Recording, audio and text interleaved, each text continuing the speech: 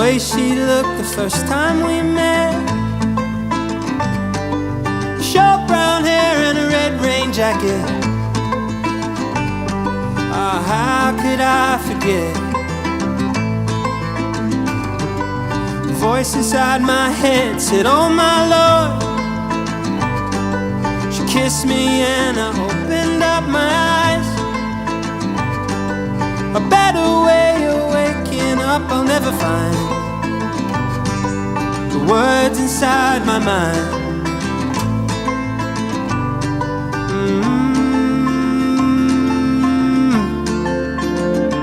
She said, where you wanna go now? I said, I'm easy, darling, you know I've never been to this town. She said, why you gotta go now? I'm looking at her smile, I'm thinking, man, I better hold on to this one. I hope I can hold on to this one. I hope I can hold on to this one.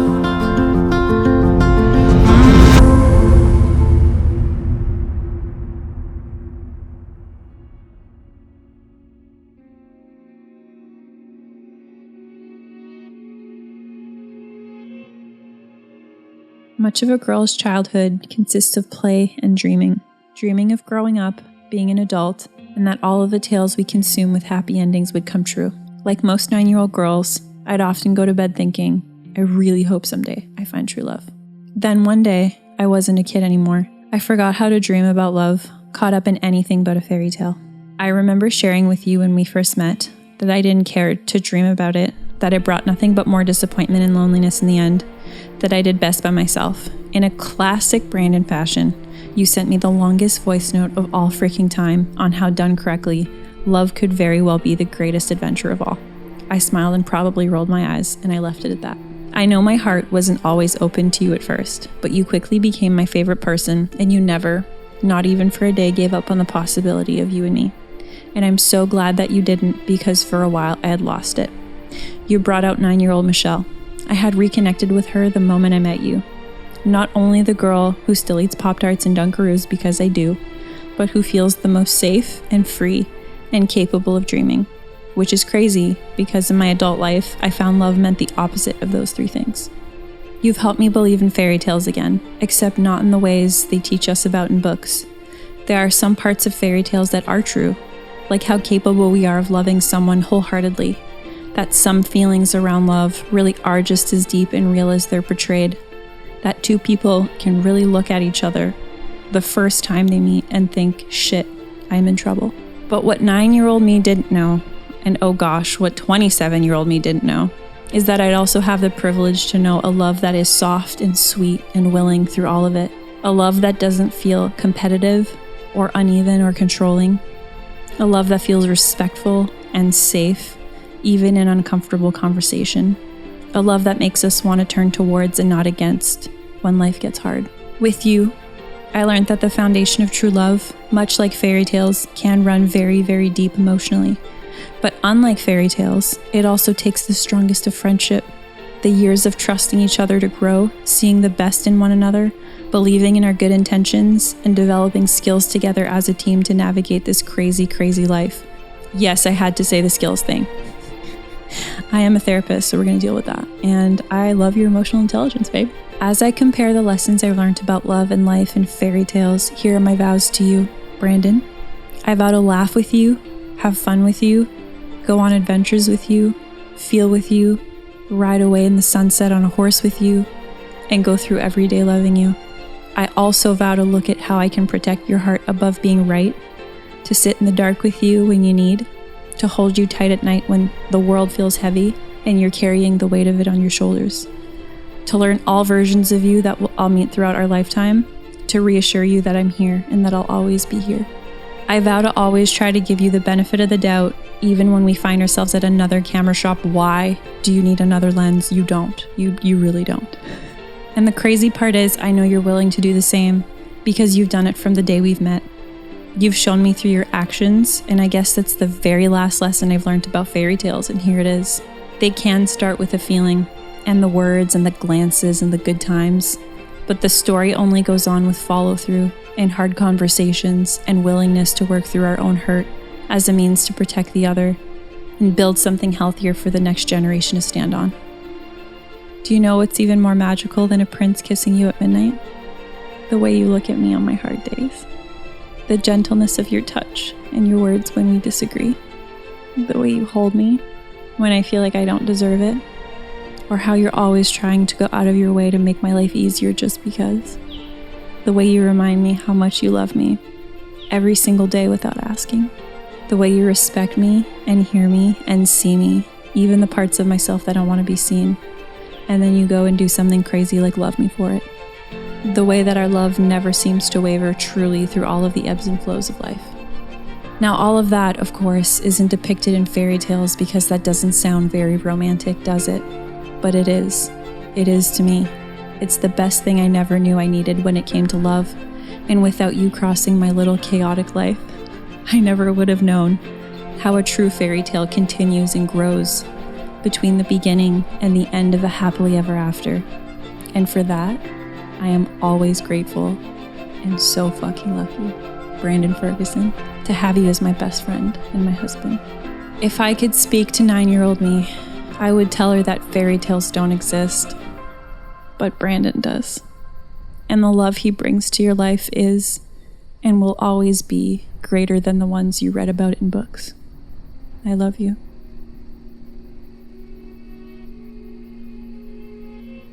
It's no secret to anyone that knows me that the weeks leading up to today have been, shall we say, chaotic. It's been filled with opportunity.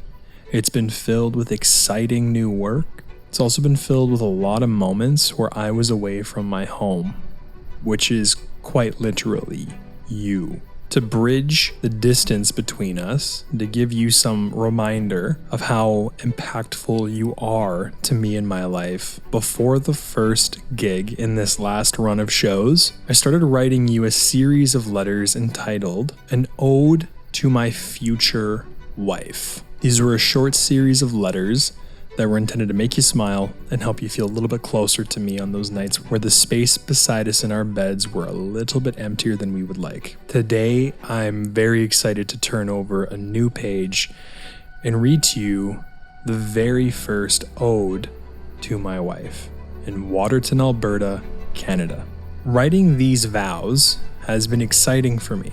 When I visualize dreams and commit them to paper, they have a funny habit of becoming reality. For example, in December 2022, I sent you a note which read, "How wild of a story would it be if in 6 months from now, my van is packed, you're in the passenger seat beside me, our gas tanks are full, and we've co-created a road trip playlist to absolutely rock out to while we prepare to take photos of trees." Now, while we're a little beyond that 6-month goalpost I had described, you and I have gotten really good at writing out words, dreams, and ideas that often come into focus, usually because of your keen ability to activate.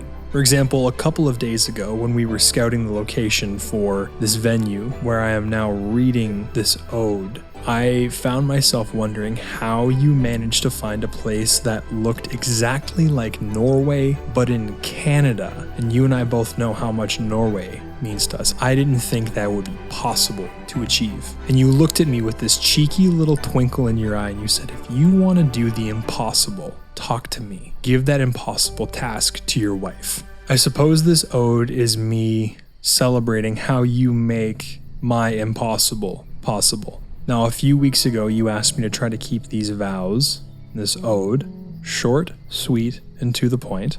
So I'm going to do exactly that. Buckle up, baby. Speed round, vow edition. I vow to keep these vows under 4 minutes. Grab your stopwatch now. I vow to ensure water is on standby with Element T wherever we go. I vow to not get too jealous of your book boyfriends.